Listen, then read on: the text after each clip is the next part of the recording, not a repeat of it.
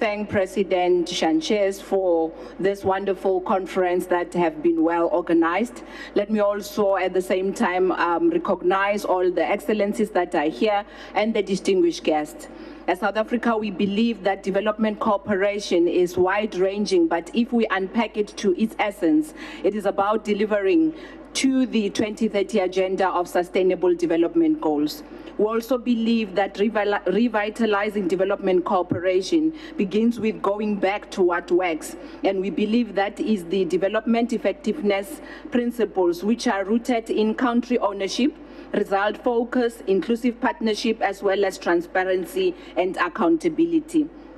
We, of course, believe that to bring to life the support of the Platform for Action of Seville, South Africa proposes the following priorities. First of all, we must improve the quality of development assistance.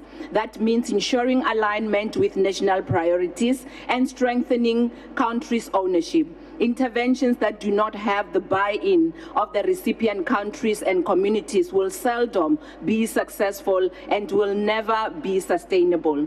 We are at a critical crossroads where several traditional donor countries have announced reductions in their assistance budgets, while economic and geopolitical challenges leave us in a position where continued levels of ODA reduction are anticipated globally. It is particularly important that we all recall the enduring rationale for sustained development cooperation, specifically the long-lasting commitments and traditional donor countries have made. These development commitments are underpinned by widely accepted international norms, including the principle of common but differentiated responsibilities and respective capabilities. While all partner countries must contribute to sustainable development, those with greater historic advantages and the financial strength are expected to play a leading role in supporting global equality as well as resilience. We must strengthen domestic resource mobilization to close the widening gap between what is needed and what is currently available. This includes support for fair taxation, unlocking domestic private capital investment, and tackling the illicit financial flows. We cannot grow domestic capacity while billions continue to leak through tax avoidance and as well as profit shifting. We must recognize, of course, the quantity of development assistance still matters.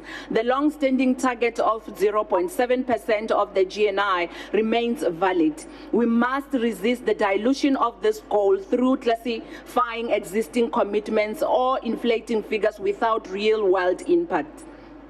We also believe that while we welcome the development of new instruments and modalities, grants and budget supports cannot be replaced by blended or other types of financing. While some developing nations may benefit from new mechanisms, many countries are at risk of being left behind, and debt sustainability remains a critical concern.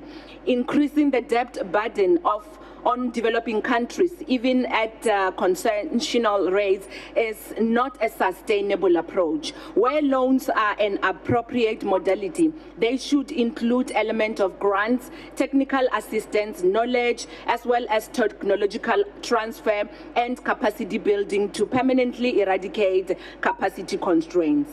Let us engage, of course, the private sector as a partner, not only as a replacement. It is undeniably true that the private sector will go where they see profit opportunity, and agent needs seldom offer immediate quantifiable returns on investment. National priorities, especially in the social sector, may not fit the bill, and we must be mindful that private sector is not a silver bullet. However, nonetheless, private capital has a role to play, and the need for public must prevail. Thus, private investment is a crucial as well as key in reinforcing government's plans to alleviate social disparities. Lastly, we need to lessen the administrative burden of accessing new and existing instruments. The proliferation and fragmentation of DFIs, each with its own regulatory hoops and hurdles, must be addressed. Standardization and simplification must be our goal.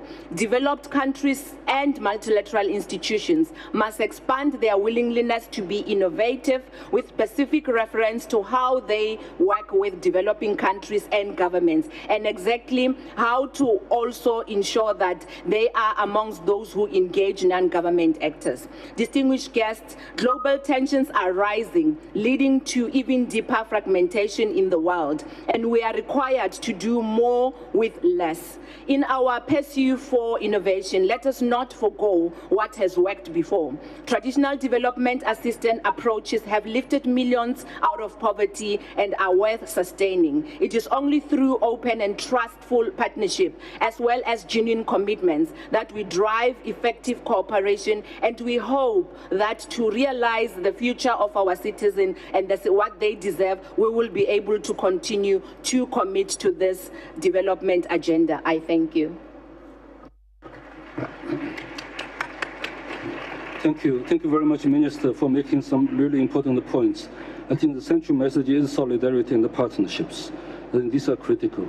And also, I would like to take this opportunity to commend South Africa as a front runner in strengthening development cooperation partnerships, and recognize their constructive engagement in informing the FfD outcome document. Thank you very much.